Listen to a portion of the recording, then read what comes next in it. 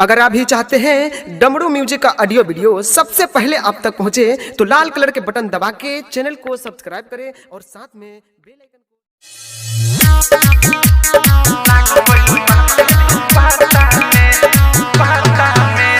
DJ Vikas समाही music by Vikesh भोजपुरिया।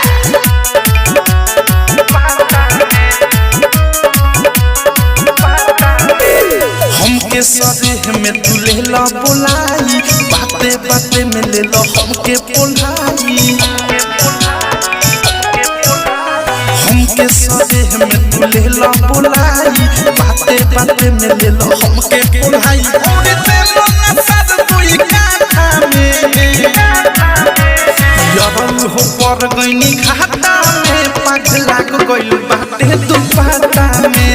यारन हो पर गईनी खाता में, पगला को गइल बाटे तू पाता में।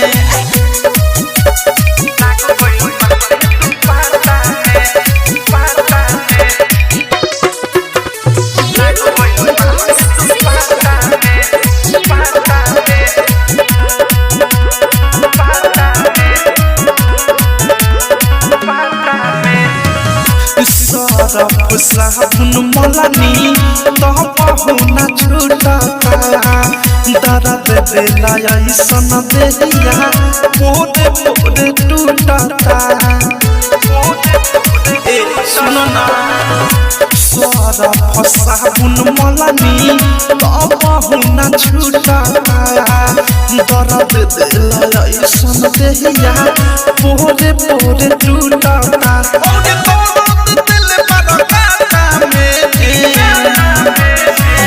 हो पर गईनी खाता में, पगला गइल बाटे तू पाटा में। यारन हो पर गईनी खाता में, पगला गइल बाटे तू पाटा में। म्यूजिक बाय विकेश भोजपुरिया। डायमंड रिकॉर्डिंग स्टूडियो छोड़ा।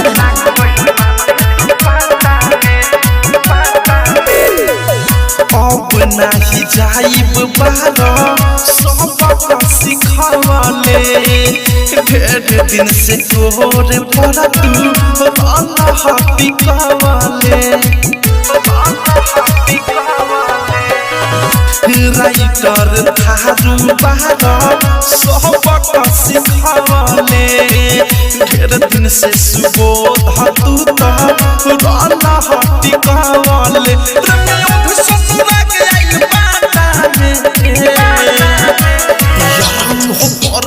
खाता में पगला गइल बाटे तू पाटा में। यारन हो पर गईनी खाता में, पगला गइल बाटे तू पाटा में।